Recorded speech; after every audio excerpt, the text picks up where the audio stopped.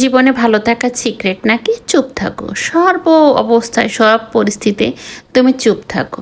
সব বিষয়ে কি চুপ থাকতে গেলে হয়? কিছু কিছু সময় কথা না বললে অন্যরা এসে তো আপনার মাথায় কাঁঠাল ভেঙে খাবে। অবস্থা বুঝে ব্যবস্থা। পরিস্থিতি যেখানে যেমন থাকবে আপনাকে ঠিক তেমনই থাকতে হবে। যদি চুপ করে থাকার দরকার হয় আপনাকে চুপ থাকতে হবে, এবং কথা বলার দরকার হলে কথা বলতে হবে। কারণ একটা কথা আছে, যে অন্যায় সহায় সে অবশ্যই অন্যায়কে সমর্থন করলো। তাই সব পরিস্থিতিতে আপনাকে চুপ থাকলে হবে না। আমি এখন আলু সেনজি। হাই এভরিওয়ান, আসসালামু আলাইকুম। কেমন আছেন সবাই? কি কোথা থেকে ভিডিওটি দেখছেন? ভালো লাগলে অবশ্যই লাইক কমেন্ট শেয়ার করতে ভুলবেন না। বাগানে কত সুন্দর ফুল ফুটেছে। ছাদে গেছিলাম কাপড় নাড়ার জন্য, যে এদিকে ফুলগুলো আমার দিকে তাকিয়ে তাকিয়ে মিষ্টি মিষ্টি হাঁটছে। আবার এদিকে গাছে কমলাও পেকেছে, ছোট ছোট কমলা। আমি আবার একটা তাবিয়াকে তুলে দিচ্ছিলাম, সে অনেক খুশি। আবার গাছে বকুলও ফুটেছে। বকুল ফুল, তাই না? আবার এখানে দেখেন কত বড় একটা মালটা ধরেছে। ওটাকে না ছুলে আমার আবার বেশ ভালো লাগছিল না, তাই আবার একটু শুয়ে দেখলাম।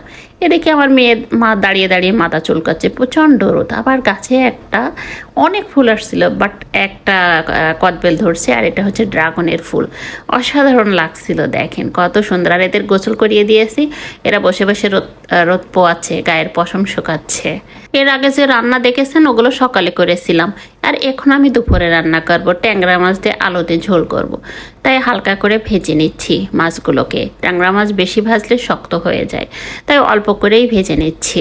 কয়দিন তো অনেক ভালো ভালো রেসিপি দিয়েছি, কিন্তু আমার সবজি শেষ হয়ে গিয়েছে। তার কারণে আজকে আমি আলু দিয়ে ট্যাংরা মাছের ঝোল করব। আর সকালে ডাল রান্না করেছি, আলু ভর্তা করছিলাম, আর এদিকে ভাতও হয়ে গেছে। তারপর আমি মাছগুলো উঠে ওই প্যানেই আবার একটু তেল অ্যাড করে তারপর পেঁয়াজ আর মরিচ দিয়ে দিলাম, দিয়ে একটু নাড়িয়ে চেড়ে একটু পানি দিয়ে দিলাম। তারপর বাটা মশলাগুলো এক এক করে দিয়ে দিব। সবার কেন বলবো, সবাই জানে কিভাবে রান্না করতে হয়। রান্না করে মহিলারা হাতের গুণে, হাত ঘুরিয়ে ঘুরিয়ে রান্না করে। কারোরটা ভালো হয়, কারোরটা হয় না। কারণ সব কিছুই নির্ভর করে মেজারমেন্টের উপর, যে রান্না করতে করতে। কারণ মানুষ, আমরা যখন প্রথম রান্নার লাইফে আসছি বা সংসার লাইফে আসছি, তখন অত ভালো রান্না হতো না, কিন্তু রান্না করতে করতে রান্নার হাতটা চলে আসে।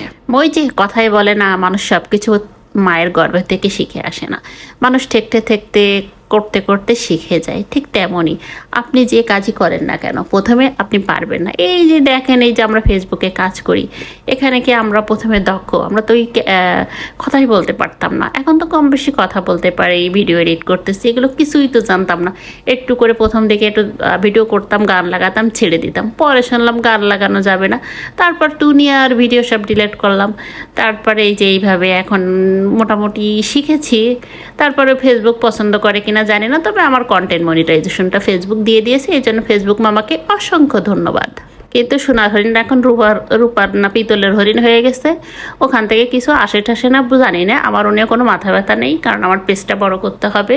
এটা শখের জিনিস, শখ করে করি, ভালো লাগে। ভালো লাগার থেকে নিজে ভালো থাকতে চাই। আজ এই পর্যন্ত, আল্লাহ হাফিজ।